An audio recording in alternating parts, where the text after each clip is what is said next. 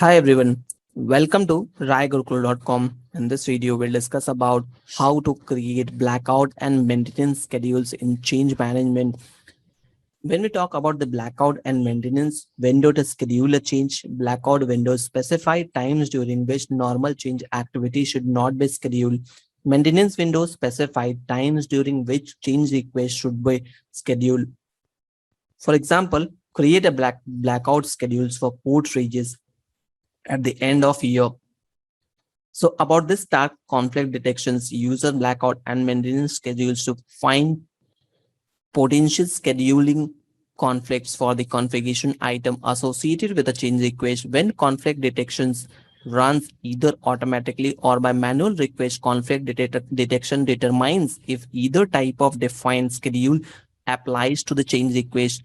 If a potential conflict is identified, a warning message appears and conflicts are listed within the conflict form sections.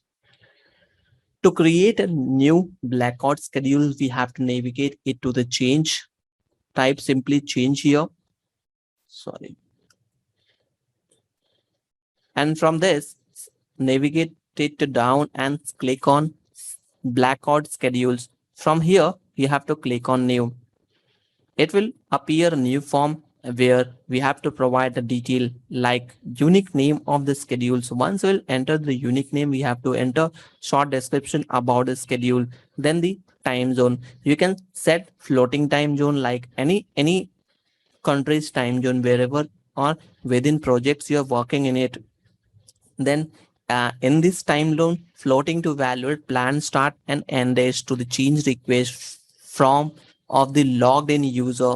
In the source content, we have to provide the source of the blackout or maintenance schedule. The available options are service, change request, and CI class. These three options are available.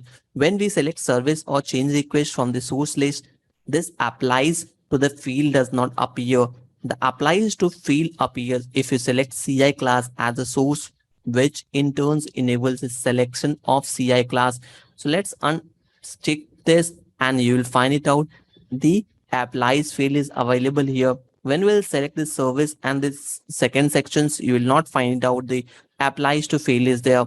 So this is how we can differentiate. When we talk about the applies to field CI classifications, that the conflict detection is filtered on, we can select a dynamic CI group so that all the configuration item in the dynamic CI group will be taken into the account.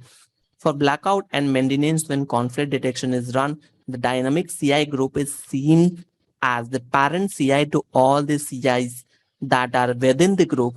If there are scheduling conflicts related to any of the CIs, the dynamic groups, the conflict will be shown in the conflicts table of the dynamic CI group.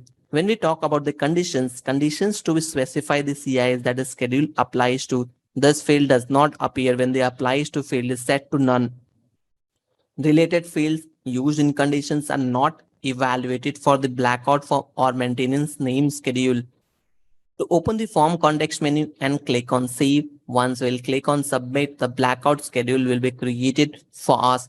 Now, to create a one or more schedule entries by completing the following steps are like in the schedule entries related list of the new maintenance schedule, like click on new, enter a unique name and follow the complete procedure. You will easily create a blackout schedule for your organization. This is how we can create a blackout schedule and maintenance schedule in change request.